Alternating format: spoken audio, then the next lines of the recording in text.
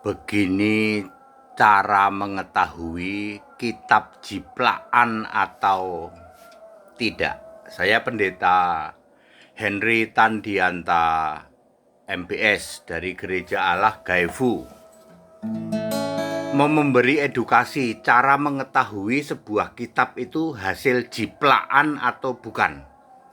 Ya, karena di luar sana saling tuduh. Ya, kamu jiplak kami. Lah bukan kamu yang jiplak gitu. Yuk tak kasih tahu ya, tak kasih tahu cara mencari tahu atau cara mengetahui kitab itu jiplakan atau tidak.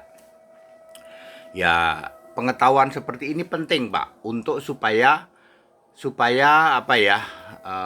Jangan saling klaim. Di samping itu supaya Anda semua tahu. Ya, misalnya ternyata kitabmu cuma jiplakan, selama ini kamu klaim dikeluarkan ya. Oke. Kitab suci pertama kali ditulis adalah kitab Kejadian. Terjadi pada tahun 1400 sebelum Masehi. Ditulis oleh Musa. Ya, kitab Perjanjian Lama terakhir adalah Maleaki. Ditulis 400 tahun sebelum Masehi. Jadi penulisan Alkitab itu dari 1400 sebelum Masehi sampai 400 sebelum Masehi, kurang lebih 1000 tahun. Alkitab Perjanjian Lama. Di dalam Alkitab Perjanjian Lama ya ditulis oleh 26 nama nabi.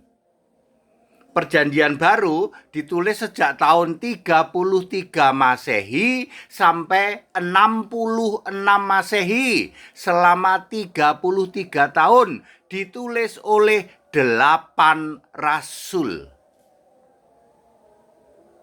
Ada satu sifat dari kitab suci adalah ayat menguatkan ayat. Kalau kitab Ulangan misalnya diulang di kitab Ulangan Imamat misalnya, ulangan di kitab ayat-ayat di kitab Ulangan ditulis yang sama di kitab Imamat, bukan berarti dijiplak. Ulangan ditulis oleh Nabi Musa, Imamat juga ditulis oleh Nabi Musa, sama-sama ditulis Nabi, bukan jiplakan, tapi menguatkan ayat.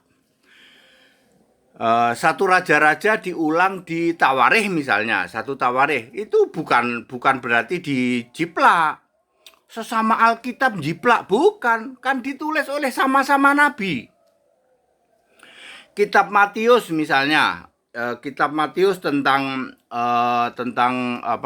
khotbah di bukit ya, Matius pasal 5 ditulis juga di kitab Markus misalnya.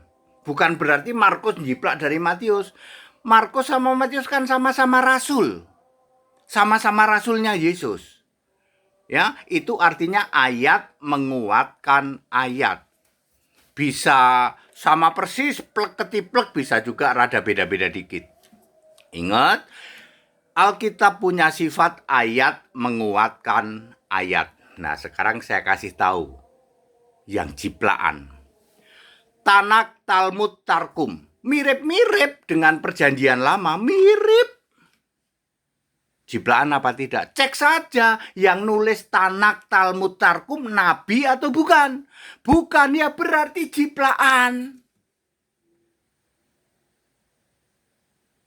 Saya ulang.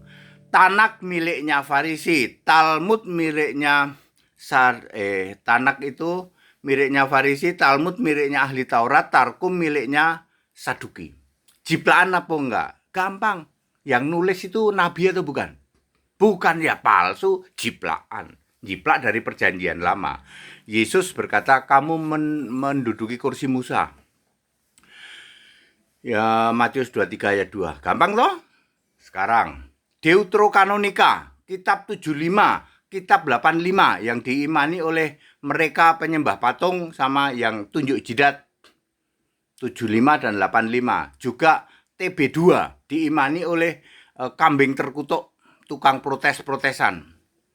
Pertanyaannya, Jiplak apa tidak? Gampang. Itu ditulis oleh rasul atau bukan? Kan perjanjian baru. Rasul atau bukan? Enggak Pak, dia ditulis oleh santo, ditulis oleh bapak gereja. Jiplak. 100% jiplak. Nah ini dia. Di Arab ada Alkitab Al-Muqaddas bahasa Arab. Lalu kalau ada kitab lain yang mirip banget Pak. Oh namanya sama, ini sama. Gampang. Itu kitab yang mirip dengan Alkitab Al-Muqaddas. Yang nulis nabi atau bukan? Rasul atau bukan? Bukan Pak, iya jiplak. Jiplak dari mana? Bisa jiplak dari Alkitab bahasa Arab, bisa juga jiplak dari Alkitab bahasa Ibrani Yunani, lalu ditranslate sendiri. Tapi yang paling dekat sih jiplak dari Alkitab Al-Muqaddas bahasa Arab. Gampang toh? Jiplak atau tidak jiplak itu cek ditulis oleh siapa. Kalau ditulis oleh nabi, sesama nabi artinya ayat menguatkan ayat. Ditulis oleh sesama rasul juga ayat menguatkan ayat. Tapi kalau ditulis oleh bukan nabi dan bukan rasul, 100% jiplakan. Clear sekarang? Yesus Tuhan Allah yang Maha Kuasa, Tuhan Allah yang duduk di tata surga. Yesus Tuhan Allah, Dialah Alfa Omega, satu-satunya dan tak ada yang lainnya. Very clear. Kita Indonesia, kita Pancasila, toleransi harus. Nggak usah koar-koar. Cek dulu kitabmu ditulis oleh nabi dan atau rasul atau tidak. Kalau tidak, 100% jiplakan. Kita Indonesia, kita Pancasila, toleransi harus. Haleluya, amin.